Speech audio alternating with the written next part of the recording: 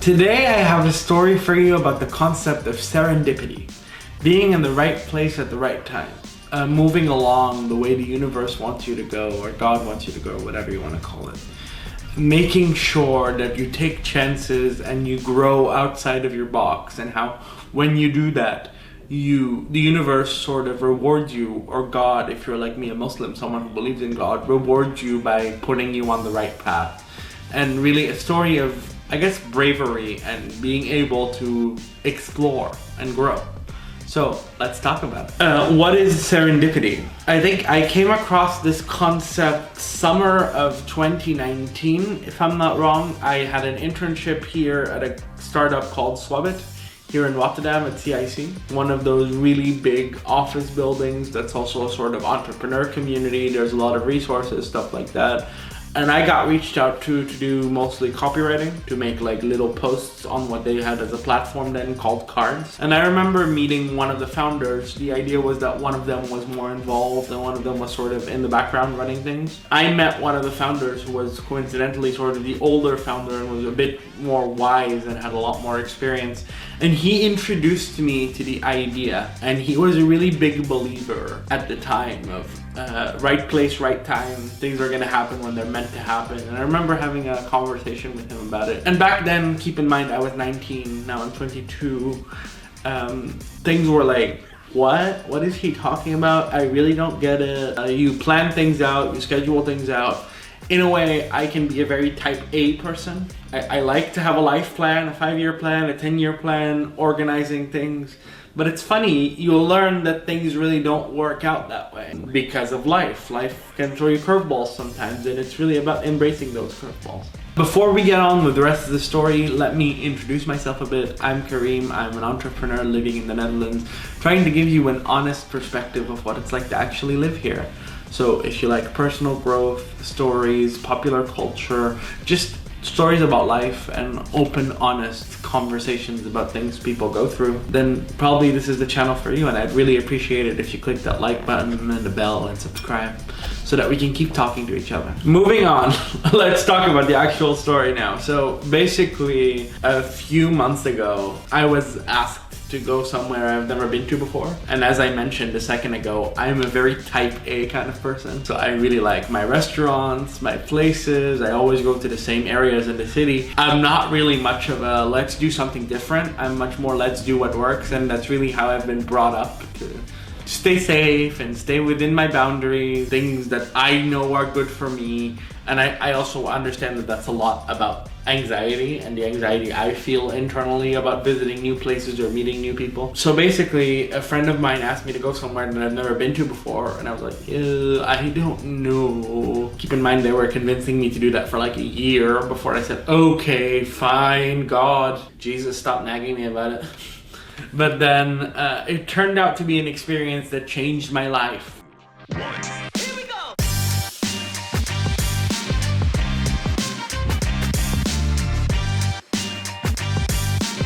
And it all happened because of a little coincidence, something small that just you don't really think about, but can really change the course of where you end up. So basically, you get to this new place and there's a reception area. And I thought, okay, sure, the people here seem cool, but none of them really had a click with me. I didn't get to know them, obviously. It was the first time meeting them. This was like a building, a sort of community center in an area I've never been before. So my friend was like, oh, let's go explore, let's take a walk. We took a bit of a walk. Well, I took a wheel, he took a walk into the area and like visited different shops, different places, just so I could see a part of the country that I've never seen before. And then we come back and there's this particular person, I'd say late 40s, early 50s woman, sitting at the desk. She had just this brightest smile and a very beautiful flowy outfit, so I felt the need to compliment her. And then there's also this little sort of restaurant slash bar slash drink area you can sit in. So we went and sat there. I had my Coke, was just chilling very, very happily. And then she basically came up and talked to me. So what really started as just me being myself and giving someone a compliment or telling them a story or something turned into a whole 3.5 hour conversation about life and friendship and relationships and people you really care about, and I really got to know her very deeply. She's someone I now consider a dear friend. Turns out she's an entrepreneur like me. Turns out she was a consultant. She worked a lot with big companies, so she had a lot of experience to share and a lot of things to tell me about, and I had a lot of my own challenges to gain advice about. And it's one of those conversations that leaves you with a huge smile on your face. I don't know if you guys can relate to that. Maybe let me know down in the comments if you ever had that experience. But every once in a while, you meet someone and there's just this great click of, oh my God, you're really someone from my tribe. You're really someone I can care about and someone I can see as family. After that, it was time to leave, but she gave me her contact and we sort of kept in touch, talked for a few weeks about a challenge I had at work, complexity, communicating with different stakeholders, with your co-founder, stuff like that, and all the challenges I was going through. And we basically went through a process called the systemic approach, and following systemic guidelines to find a solution to what my challenge was. And the systemic approach had been something I never heard about before. So basically we went through this process, and the whole time, because I'm a very academic brain and I really loved my time at university and I loved learning, I was really intrigued and I was like, what is the systemic approach? How does this work? You learn about a concept called the systemic loop, and if you guys are interested, I can definitely make a video about that later. But so you learn about this new approach to leadership and to change management, and you think, oh my God, what is this? This is so interesting. At least it was that for me. I guess as fate would have it, she really noticed that I was interested, and she invited me to participate in a course she was having about the systemic approach and how you take that into your leadership. And it's very rare, because normally the course happens like once a year. It's very select. It goes like through HR departments to leaders of big organizations.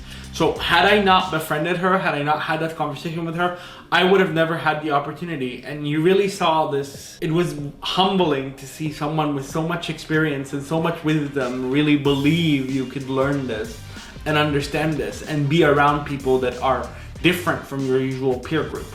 Cut to a few weeks later, I go back to that community place and I meet all kinds of amazing company owners, entrepreneurs, people in higher positions in corporate life. And we have these amazing 3 days of sessions about who we are as leaders, about managing different challenges, about growth, and about just how to lead in the 21st century and how the need to be flexible and adjusting to that. For those of you who are in the business world, you might be familiar with the agile approach. I've been told it sort of fits in with agile in a way. So it's just a very interesting, different leadership dynamic from what you're taught in Egypt, of a very structured, very classical approach to leadership. And it was just very fun to learn something, I guess, as an adult and not as a student, learning from a trainer or a consultant, as opposed to being in a very teacher scenario where everything is more dynamic and you're welcome to say what you have to say. And that type of learning really made me feel alive. And I keep thinking, had I not talked to her that day, none of this would have probably happened. I learned a new skill that I can apply in my business. I made some wonderful new friends and some amazing connections, and just felt more in myself. By being the youngest person in that room, you're reminded of what you have achieved as someone who's at the end of the day 22. Not many 22-year-olds own their own companies.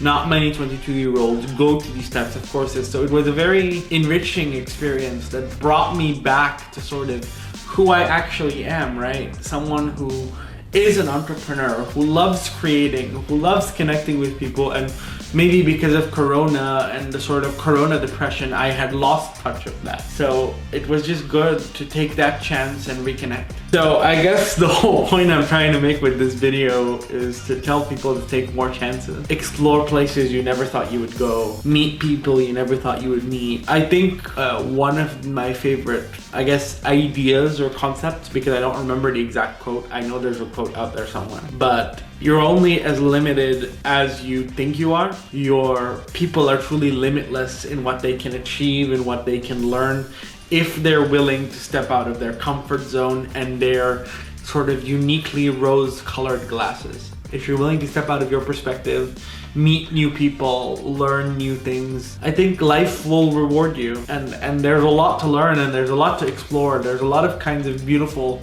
stories that can happen to you and will happen to you if you give them the chance. So embrace your story and explore your life. And if that journey takes you to Rotterdam, feel free to check out one of my videos about why you should come to Rotterdam or why you shouldn't. Maybe click that next. See you there.